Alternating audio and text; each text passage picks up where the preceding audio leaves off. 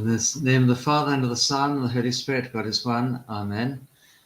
Good morning, Stella. Good morning, Anthony. Christ is risen. Yep, and it's a dark, gloomy, drizzly day here in Lincoln. Quite miserable, in fact. Good morning, Ahmed. Good morning, Anton. And happy little thing to you. Good morning, Beverly. I managed to see what people have been saying to each other the other day, eventually. This morning, in fact, so it only came through then, and for some reason I wasn't able to do it before then. Now, can you hear me? So I haven't actually checked so far this morning. Can you hear me? Let's see if anybody answers. Oh, you can. That's great. Okay, good. Good morning to Malengath. Yeah, winter again. It does feel like winter. It's very cold. I've had to put the heating on in here. My hands are busy going purple, as you can probably see. It's very, very chilly indeed. Good morning, Elizabeth. Sí, padre. Bueno. Okay. Vamos. Ahora. No, let's do it all in English. So we're going to look at John chapter 13, verse 13. I don't mean 13, I mean 18, verses 12 to 18. Let me change that right now, otherwise I'll get muddled up all the way through here. Other people as well. Who do we have? Jovan, good morning. Christine, Dominic, Elizabeth. Christine, it must be your problem with your computer. You probably switched it off or something. Tatiana, Dino, good morning. Sunny, cloudy, windy, warm and cold, depending on the moment. Jolly old Wales. Vámonos. Bravo. Okay, here we go then. Then the detachment of troops and the captain and the officers of the Jews arrested Jesus and bound him. And they led him away to Annas first, for he was the father-in-law of Caiaphas, who was the high priest that year. Now it was Caiaphas who advised the Jews that it was expedient that one man should die for the people. And Simon Peter followed Jesus, and so did another disciple. Now that disciple was known to the high priest, and went in with Jesus into the courtyard of the high priest. But Peter stood at the door outside. Then the other disciple, who was known to the high priest, went out and spoke to her who kept the door, and brought Peter in. Then the servant girl who kept the door said to Peter, You are not also one of this man's disciples, are you? He said, I am not. Now the servants and the officers who had made a fire of coals stood there, for it was cold, and they warmed themselves. And Peter stood with them and warmed himself. Okay. We'll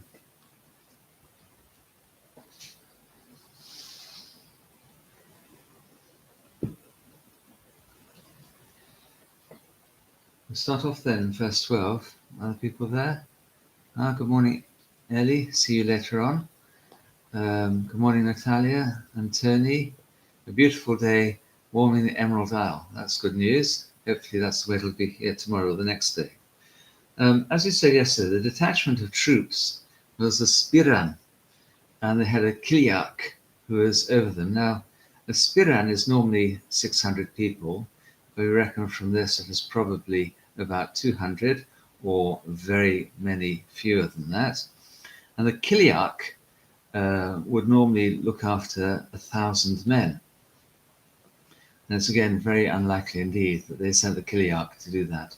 But in fact, the Greek, from other Greek texts, we discover that the various types of Roman officer, all of these, they were generally spoken of as Kiliaks by the Greeks, although they weren't in fact over 1,000 people, but an officer, captain of the guard, something like that, or the sergeant, most likely a sergeant over a group of men who are doing that. But the important part is, and the reason why they're doing this, is you have the detachment of the troops and the captain and the officers of the Jews.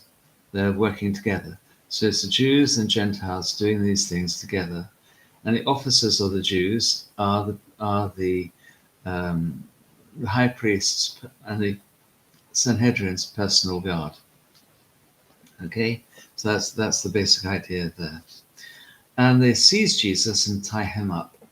They bind him, it says. They tie him up. They seize him and they tie him up. So there's this idea here immediately of violence taking place against the Lord. And they led him away to Annas first, for he was the father-in-law of Caiaphas, who was the high priest that year.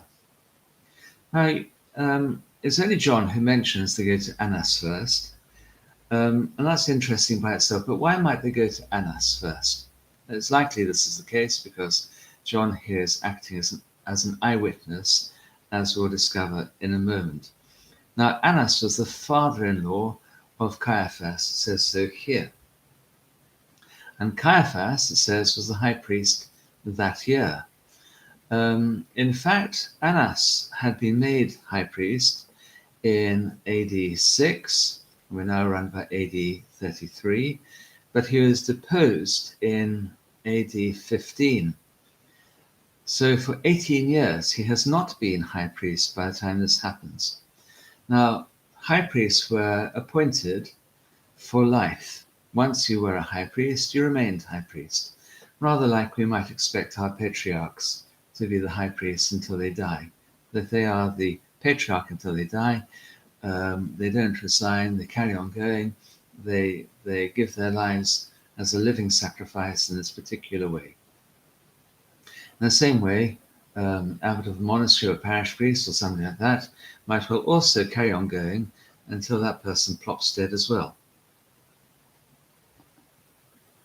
They don't necessarily retire, although I have heard of various clergy saying that they will retire. And this lifelong tenure of the high priesthood probably means that Annas still is regarded by many of the Jews as being the real high priest. He's the one. And as all the other high priests during the rest of his life were directly related to him, for example, 5 of his sons became high priest, one after the next, after the next, after the next, and Caiaphas is his son-in-law, it is very likely indeed that he's really the person still holding the strings of the high priesthood and able to tell the other high priests, who are fake ones, what they should be doing and how to run the country. Okay, so that's behind there. So he's really the power behind the throne. He was deposed by the Roman prefect Valerius Gratus, and lots of the Jews didn't actually recognize that disposition, particularly as he had been deposed by a Roman. And the reason why he was deposed is because he was very, very powerful. He had become very powerful. But that does explain why it is that the Lord was then taken to Annas before he was taken to Caiaphas. It's interesting also, you'll notice in today and tomorrow and the next day, that there's no real mention of him being taken to Caiaphas and then before the Sanhedrin. That is left by John for the Synoptic Gospels to explain. And as we said yesterday, a lot of the things that are not in John, he's just assuming you've read it already. He's telling his own particular story, and his story is of the Lord patiently suffering and largely in charge of what he is doing. Anyway, John puts in brackets verse 14. Now it was Caiaphas who said, "Who advised the Jews that it was expedient that one man should die for the people." End of bracket. It's profitable, it says in Greek, that one man to perish for the people. So we know from that two main important things. Number one, the trial is a stitch-up. there's no chance for this trial to fail. They're going to make sure that at the end of the trial, at the end of what they're doing, they're going to have a corpse. They're not going to have any chances of any mistakes happening, and the Lord is going to be executed at the end of it. So John has given us that little clue right to begin with. It's a stitch up from the get-go. Number 2, Caiaphas, also being the high priest, is actually acting as a prophet. And his prophetic utterance, despite himself, shows that Jesus is to die for the people, where the word for there means on behalf of the people. It is expedient that one man should die on behalf of the people, and all of the people, everybody, the many, die for the many, including all of us. His death is sacrificial and even accidentally acknowledged to be so by the high priest. Okay, so you have that really important idea sitting there. Meanwhile, new scene. We cut to the disciples, and we know that from the Synoptic Gospels that mainly they have run away off into the night. But Simon Peter has followed Jesus with another disciple. That other disciple is, as certainly as we can be, John the Evangelist. So you've got an older man and a younger man. We've got two fishermen, both of whom know each other well. But probably here we've got a difference in status. And that status is now become clear within the end part of verse 15. Now that disciple was known to the high priest and went with Jesus into the courtyard of the high priest. That's interesting. So John is known to the high priest, and the way it says known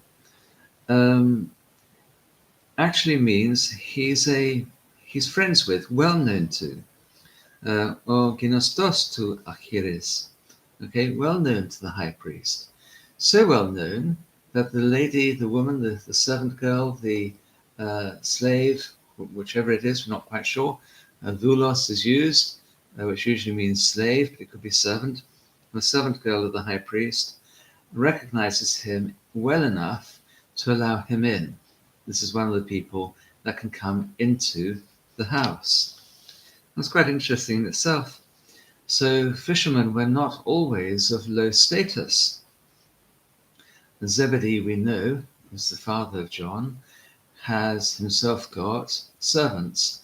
And the wife of Zebedee comes to Jesus, and in full expectation of her son's superior status, she asks for the two best places in the kingdom of heaven below him.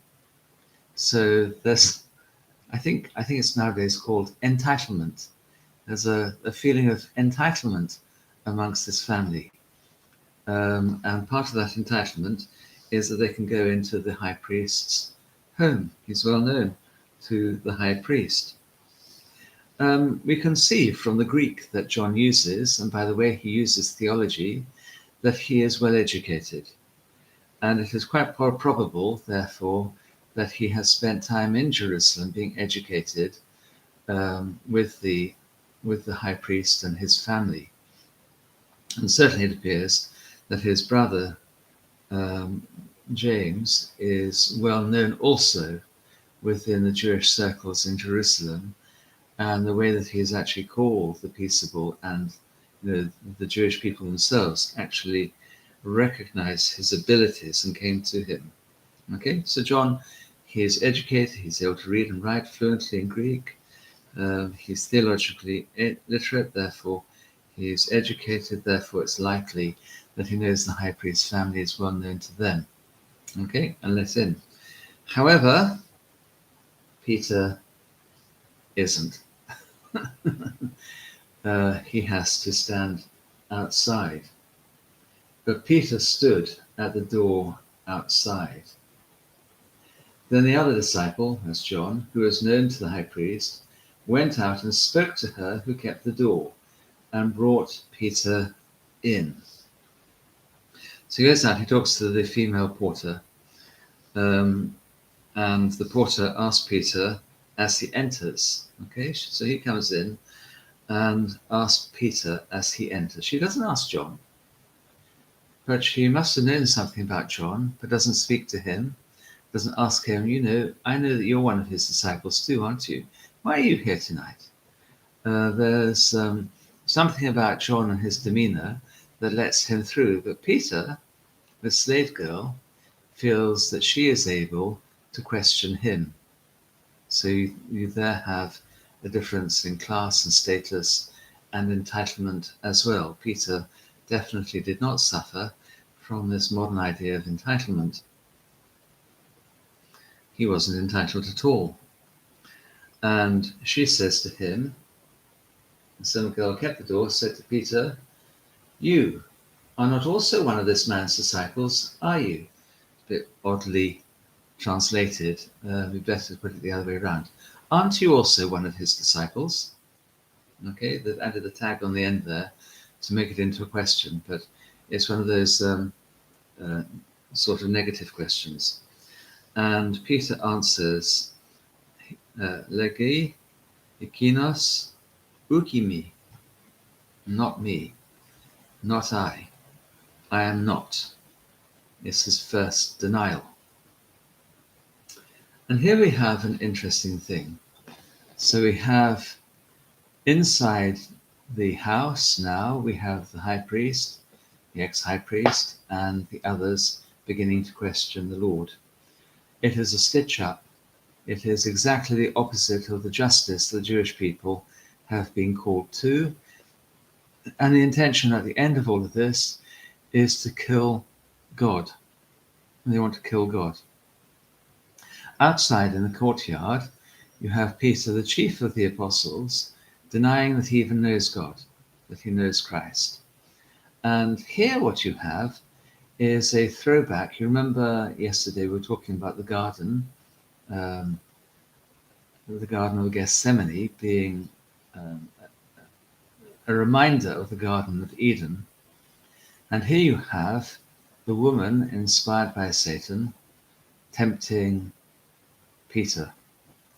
And Peter falls into temptation. He says, not me. I'm not one of them. You might be, but I am not me. Uk imi, not I. Okay? So it's the first denial. There are going to be two more, and we'll come on to that in a little while. So the Jews want Jesus dead. The chief priests are trying him illegally at night, and they already know they're going to kill him. And now the chief of the disciples denies him. The Lord is now utterly alone. He's by himself. Outside, meanwhile, verse 18, now the servants and officers who had made a fire of coals stood there, for it was cold, and they warmed themselves. And Peter stood with them and warmed himself. So we've got three lots of people there, three groups. One is only a group of one, but we have three lots of people. I suppose we could have a group of two. We've got Peter and possibly John standing in the courtyard warming themselves. John possibly has gone inside because it appears that he is a witness to what the Lord says. So we've got John and Peter, that's group one. The second group, you've got the high priest's household servants and slaves. And group number three, you have the soldiers who are the Sanhedrin, the guards of the Sanhedrin and the guards of the high priest. And they are there as well. And you have this feeling of eyewitness about the whole thing. It's cold. Peter knows what's happened. He says, it's cold. And I went and warmed myself. It's like me, actually. My fingers are so cold, I've lost any feeling in them. They're all tingly, but I can't feel anything. At that time of the year, it gets down to 3 degrees Celsius in Jerusalem. and that whole area is on top of a hill, so really quite chilly. So 3 degrees Celsius, I looked it up, is 37 degrees Fahrenheit. So it's chilly. They're definitely going to be cold. Now, I've always wondered about this because in the Synoptic Gospels, it has at least one lad running away naked into the woods, having been covered only with a linen cloth. And I know that youngsters are that much warmer than older people. In fact, they really are. When you're young, your body temperature is higher than when you're old. It's why elderly people always feel cold and feel the cold. And I'm also quite cooler than most people. My blood is cooler than most people. So I also feel the cold as well. But it is a cold day. It's a cold night. It's nighttime. It's getting cold. It's an illegal gathering they've had. And Peter joins them, whilst presumably John goes off into the building itself to see what happens next. And what happens next, we shall find out same time, same place tomorrow, as they used to say on Batman. And I used to watch that when I was a child. Okay, let us have a look to see what people are saying. Lots of people are saying Christ is risen. He's risen indeed. Alithos or Kyrios says Christos. Stella says Peter, reminiscent of Adam and Eve hiding in the garden. Quite right.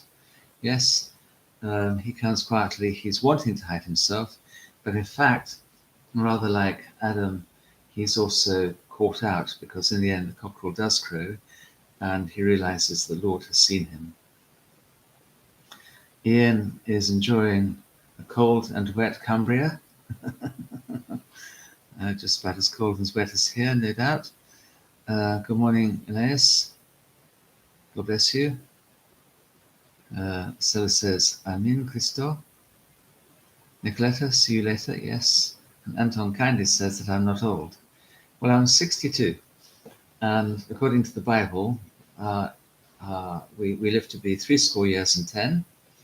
Therefore, I have 8 years to my credit, and 80 years if we are strong. And then after that, it is heaviness. So I think from that point of view, given that almost all of my friends are now retired through old age, who went to school with me, even though they're only the same age as me, I think we can say probably I have to say that I'm old. Carl, we'll come blitz the garden a bit more this afternoon, but if you're busy, we'll see you later anyway. I'll be here, so you can come, Carl, but don't come if it's going to be pouring with rain or unpleasant. Only come if it's decent, otherwise the children will become demoralized by it. But the whole of the front needs all the grass pulling out of all the beds, which would be fantastic. Good morning, Rob. God bless you.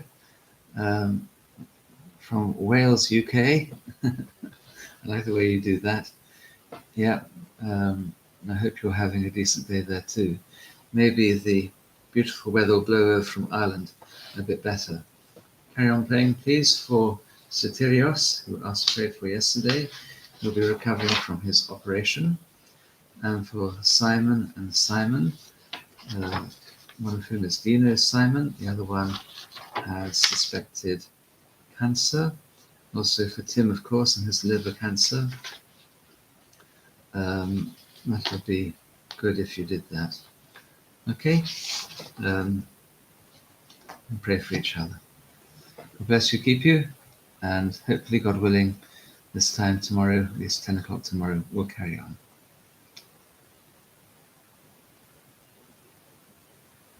Jovan, 63. Don't feel old. Quite happy to leave this world at 60, 70 rather, if God's will for me. Yes, I don't feel old. But I'm regularly mistaken for Santa Claus if I go anywhere where there are children. And sometimes they squeal with delight and say, "It's Santa Claus!" or "Father Christmas." And I then say to them, "No, but he is a friend of mine." And I then get to talk to them. And their parents are monumentally embarrassed, which is even funnier. Okay, your prayers. God bless you.